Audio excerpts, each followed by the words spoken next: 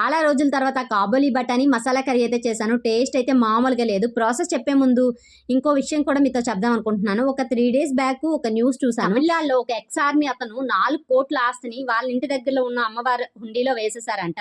అది ఎందుకు వేశారంటే వాళ్ళకి వాళ్ళిద్దరు పిల్లలు ఆస్తులు పంచమని చెప్పి వేధిస్తున్నారని చెప్పేసి మొత్తం అతనైతే హుండీలో వేసేసారు.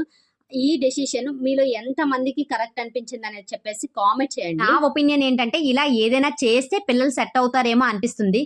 కొడుకైనా కూతురైనా ఆస్తి కోసం ఇస్తున్నారా అంటే ఇదే కరెక్ట్ డెసిషన్ అని నేనైతే చెప్తాను. ఇంకా కర్రీ ప్రాసెస్ విషయానికి వచ్చేసరికి ఉల్లిపాయలు టమాటాలు కట్ చేసుకొని కొంచెం ఆయిల్ వేసి అవి బాగా ఫ్రై చేసేయాలి. అవి ఫ్రై చేసేసి మిక్సీలో అయితే వేసేసాను. మిక్సీలో వేసిన తర్వాత మళ్ళీ పెనం పెట్టుకొని కొంచెం ఆయిల్ వేసి అందులోనే పచ్చిమిర్చి కరివేపాకు వేసి అవి కొంచెం ఫ్రై అయిన తర్వాత ఆల్రెడీ పేస్ట్ చేసుకున్నాం కదా అది వేసి అందులోని గరం మసాలా పసుపు ఉప్పు కారం అన్ని వేసేసి కొంచెం వాటర్ వేసుకొని ఆల్రెడీ ముందుగా బాయిల్ చేసుకుని కాబోలి బఠానీ కూడా వేసి లాస్ట్ లో దించే ముందు కొంచెం పెరిగేసి టేస్ట్గా ఉండే కాబోలి బఠానీ మసాలా కర్రీ అయితే రెడీ అయిపోతుంది. Bye bye.